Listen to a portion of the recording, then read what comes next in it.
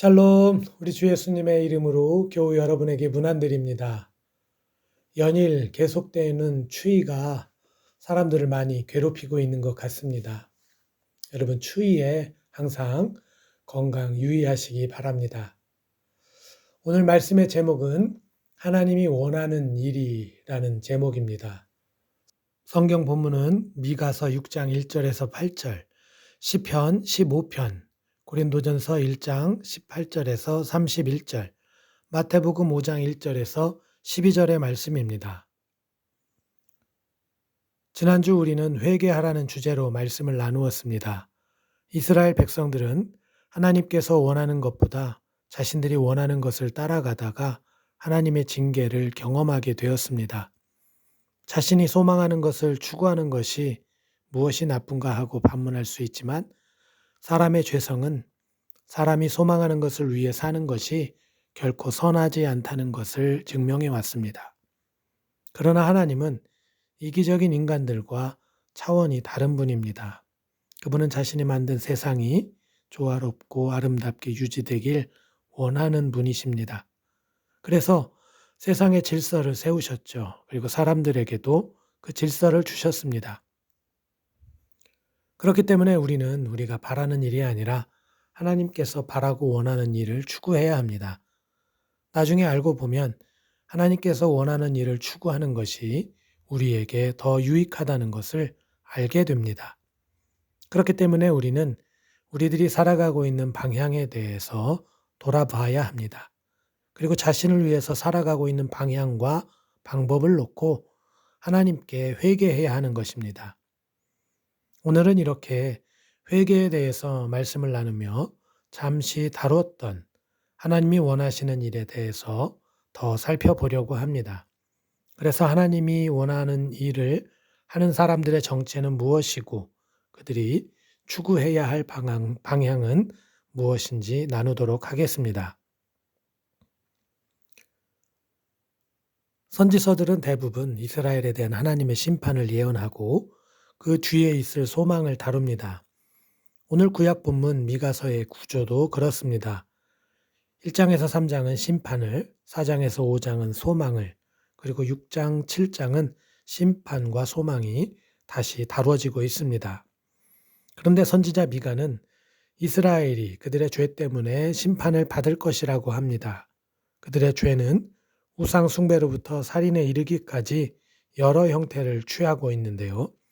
미가는 재판과 정치 권력을 악용하면 가난한 자들을 억압하게 된다고 비판합니다. 또한 거짓과 도둑질 그리고 점을 치는 일이 만연한 것에 대해서도 호되게 비난하죠. 이러한 이스라엘의 죄는 하나님의 심판을 받게 될 것인데 하나님께서 이스라엘의 죄에 대해서 심판하시는 원칙은 보복입니다. 그래서 악을 계획하는 자들은 하나님이 자신들에 대한 무서운 일을 계획하고 계신다는 사실을 깨닫게 될 것이고 다른 사람들의 땅을 강탈하는 사람들은 그들의 땅과 재산을 빼앗길 것이라고 합니다. 의지할 곳이 없는 희생자들의 부르짖음을 듣지 않는 자들은 자기들이 부르짖을 때 하나님께서 듣지 않으신다는 것을 알게 될 것이라고 미가는 경고하고 있습니다. 이렇게 이스라엘의 죄에 대해서 보복하시는 하나님의 모습을 선포하고 있는 미가서. 그런데 생각해 보면 이스라엘뿐만이 아니라 오늘 우리들도 하나님의 보복에서 자유롭지 않습니다. 우리들도 죄인이기 때문입니다. 사람들은 남의 잘못과 죄를 쉽게 비판하고 분노하며 정죄하지만 사실 그 비판과 분노와 정죄에서 우리들도 자유롭지 않습니다. 그런데 우리들은 이런 사실을 너무나 쉽게 망각합니다. 하나님의 보복이 우리에게도 임할 수밖에 없다는 사실을 간과하는 것입니다. 그러나 구제불능인, 그래서 하나님의 징벌을 피할 수 없는 이스라엘에게 또 우리들에게 소망이 있습니다. 그것은 죄인들을 구원하시려고 하나님께서 일하고 계시기 때문입니다. 우리들은 자신과 세상을 죄로 물들이고 있지만 하나님은 이러한 죄인에게도 은혜를 베푸셨습니다. 이러한 하나님의 은혜는 이스라엘과 우리들은 물론 세상 모든 사람들이 깨달아야 합니다. 그래서 하나님의 사랑과 은혜를 누려야 합니다. 하지만 참으로 안타깝게도 이러한 하나님의 은혜는 모든 사람이 아니라 일부의 사람들만이 깨닫고 있습니다. 너무나 안타까운 일입니다. 저는 성경이 하나님의 강력한 주권에 의해서 기록이 되어졌다고 믿습니다. 그렇기 때문에 성경이 2500여 년 동안 수많은 사람들에 의해 기록이 되어졌음에도 불구하고 일관된 주제를 갖고 있으며 시대와 세대를 뛰어넘는 통찰을 담고 있다고 믿는 것이죠.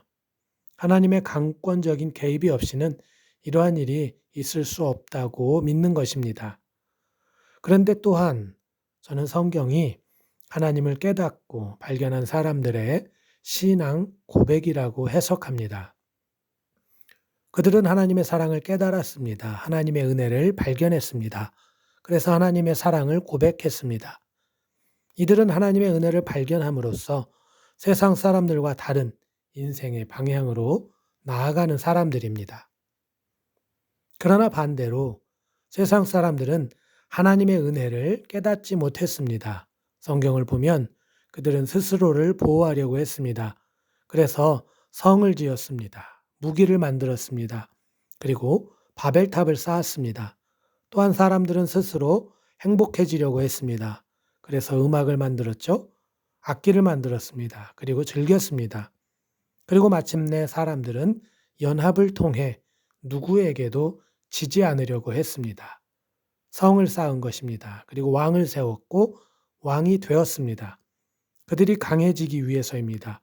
스스로를 보호하기 위한 방편이었습니다. 이것이 하나님이 없는 사람들의 모습이었습니다. 그러나 하나님을 발견하고 하나님을 고백하는 사람들은 하나님께 소망을 두었습니다. 사람의 행복이 하나님의 손에 달렸다고 믿었습니다. 하나님을 통해서만이 진정한 행복을 누릴 수 있다고 믿는 것이죠. 이것은 자신들이 연약하다고 생각했기 때문입니다. 연약한 사람이 강할 수 있는 비결이 오직 하나님에게 있음을 믿은 것이죠. 그렇기 때문에 세상 사람들이 무기를 만들고 악기를 만들고 성을 쌓을 때 하나님의 사람들은 미련하게 하나님의 이름을 묵상합니다. 그 이름 앞에 무릎을 꿇습니다. 그리고 베풀어 주신 은혜와 사랑을 찬양하고 감사를 드립니다. 자신들이 가진 것을 자랑하지 않고 주신 것에 감사하고 만족합니다. 가끔 그들은 하나님이 무서운 분이라고 여기기도 했습니다. 하나님에 대한 경외심이 생긴 것입니다. 하나님의 거룩함 때문이죠. 죄가 많고 연약한 자들이 순결하고 강한 권능을 가진 분을 느꼈기 때문입니다. 자신들의 죄가 하나님 앞에서 더욱 크고 무겁게 느껴졌기 때문입니다. 그러나 그들이 다시 깨닫게 되는 것은 그토록 전능하시고 경이로우신 분이 자신들을 사랑하고 은혜를 베풀어 주신다는 사실이었습니다. 그것이 너무나 놀랍고 황송한 것입니다. 사랑하는 교우 여러분, 오늘 우리가 하나님을 발견한 자들인 줄로 믿으십니까? 그렇습니다. 우리는 세상의 가치를 휴지처럼 여기고 오직 하나님만이 지고의 선이고 비교할 수 없는 가치인 것을 고백하는 사람들입니다. 그래서 하나님이 우리를 사랑하신 것에 비할 수는 없지만 하나님을 사랑하고 경배하기 위해서 신령과 진정으로 나아온 것입니다. 그러므로 이제 하나님을 사랑하는 자들, 그래서 하나님의 자녀라는 인정을 받는 자들, 죄에게 종노릇하였으나 예수 그리스도로 말미암아 자유함을 얻은 사람들은 하나님이 원하는 삶을 살아야 합니다. 하나님이 원하는 일을 행해야 합니다. 여러분, 그것은 의무가 아닙니다. 하나님을 사랑하기에 하나님의 측량할 수 없는 사랑에 저절로 반응하는 것입니다. 그렇다면 이제 하나님의 자녀들은 어떻게 살아야 할까요? 존 웨슬리의 메시지를 상고하면서 하나님이 원하는 일은 진정한 믿음으로 행하게 된다는 것을 알게 되었습니다. 즉, 믿음으로 하나님께 소망을 두며 하나님을 사랑하고 이웃을 사랑하는 것입니다. 믿음의 눈이 뜨이면 하나님이 원하는 일이 보이고 또 들리고 느껴지고 알게 된다는 말씀입니다. 그리고 오늘 말씀을 통해 우리는 그 내용들을 조금 더 구체적으로 알게 됩니다. 오늘 미가서 말씀을 보니 제사를 통해서 하나님께 나아갈 수 있는 것이 아니라 오직 정의를 행하며 인자를 사랑하며 겸손하게 하나님과 함께 행하는 것이라 말씀하고 있는데요. 하나님이 원하는 일은 제사가 아니라 정의를 행하는 것입니다. 이웃을 사랑하는 것입니다. 하나님 앞에서 아무것도 할 수 없는 존재로 하나님과 함께하는 것입니다. 사무엘상 말씀을 보면 사무엘이 사울 왕을 책망할 때도 제사가 중요한 것이 아니라 순종이 중요하다고 말합니다. 겉으로 드러난 모양이 아니라 하나님의 백성으로서 어떻게 사느냐, 어떻게 행동하느냐가 중요하다는 말씀이었는데요. 그리스도인이라는 허명이 아니라 그리스도인답게 사는 것이 중요한 것입니다. 그런데 많은 그리스도인들이 이 부분에 있어서 혼란스러워합니다. 정의를 행하라는 말씀부터 우리를 곤란하게 합니다. 이웃을 사랑하는 것도 어렵고 나는 죽고 주가 사는 삶을 어떻게 살아야 하는 것인지 막막합니다. 고린도전서는 또 이렇게 말하고 있습니다. 십자가의 도가 멸망하는 자들에게는 미련한 것이요 구원을 받는 우리에게는 하나님의 능력이라. 우리가 십자가의 도를 따르면 우리는 하나님이 원하는 일을 할 수 있다는 것입니다. 그러나 역시 어렵다고 느낍니다. 혼란스럽습니다. 도대체 십자가의 도가 뭐라고, 십자가의 도가 하나님이 원하는 일이라고 말하고 있는가? 그렇다면 여러분, 어째서 이것이 혼란스럽고 어려울까요? 왜냐하면 하나님이 아니라 예수님이 아니라 우리의 정의, 우리의 사랑, 우리의 존재가 드러나기 때문입니다. 십자가는 예수님께서 자신을 죽이신 곳입니다. 그러므로 십자가는 우리가 죽어야 하는 곳입니다. 내가 죽어야 비로소 볼 수 있고 들을 수 있고 느낄 수 있고 행동할 수 있는 것입니다. 그러므로 우리가 정의에 대해서 혼란을 느끼고 있다면 하나님의 정의 속에 우리의 정의가 녹아있기 때문입니다. 진실한 사랑이 아니라 사랑을 이벤트로 하기 때문입니다. 하나님 앞에서 자신을 죽이지 않고 죽은 척 하기 때문입니다. 마태복음 5장은 예수님의 산상수훈입니다. 많은 분들이 복음의 진수가 담긴 부분이라고 말합니다. 그 첫 부분은 팔복에 관한 것인데요. 보십시오. 예수님께서 말씀하시는 복은 세상적인 삶의 교훈이 아닙니다. 세상은 그렇게 살아가라고 이야기하지 않습니다.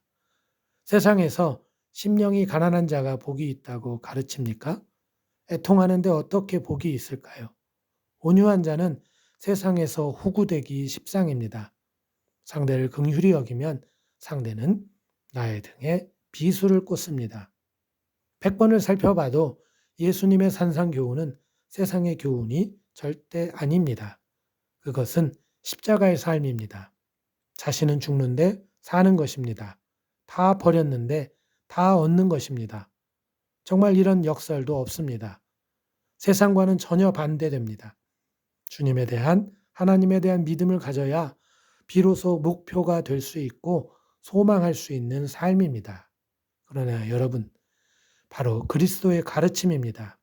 그것은 세상이 추구하는 것과 어울리지 않습니다. 그러나 이러한 삶이 하나님이 원하시는 일입니다.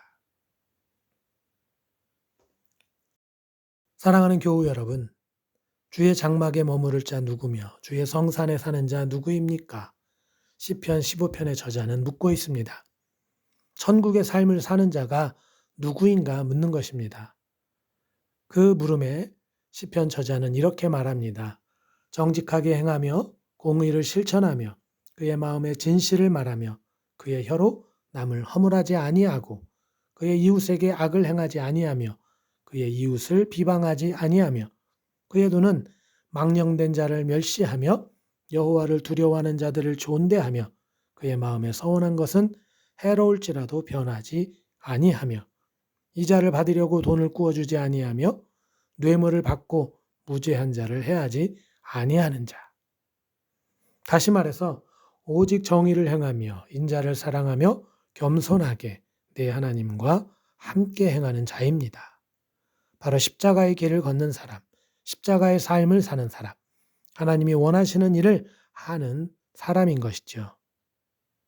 사랑하는 교우 여러분, 여러분은 하나님을 발견하셨습니까? 그래서 지금 하나님을 누리고 계십니까? 그렇다면 예수 그리스도를 통해 얻은 십자가의 삶을 날마다 걸어가시기 바랍니다. 그 길이 분명 어려울 것입니다. 그러나 예수님이 말씀하십니다. 나로 말미암아 너희를 욕하고 박해하고 거짓으로 너희를 거슬러 모든 악한 말을 할 때에는 너희에게 복이 있나니 기뻐하고 즐거워하라. 하늘에서 너희의 상이 큼이라. 너희 전에 있던 선지자들도 이같이 박해하였느니라. 하나님의 사랑받는 자녀로서 하나님이 원하시는 일에 힘을 다하는 저와 여러분, 그리고 주님의 일을 감당하는 저와 여러분 모두가 되시기를 예수님의 이름으로 축원드립니다. 할렐루야.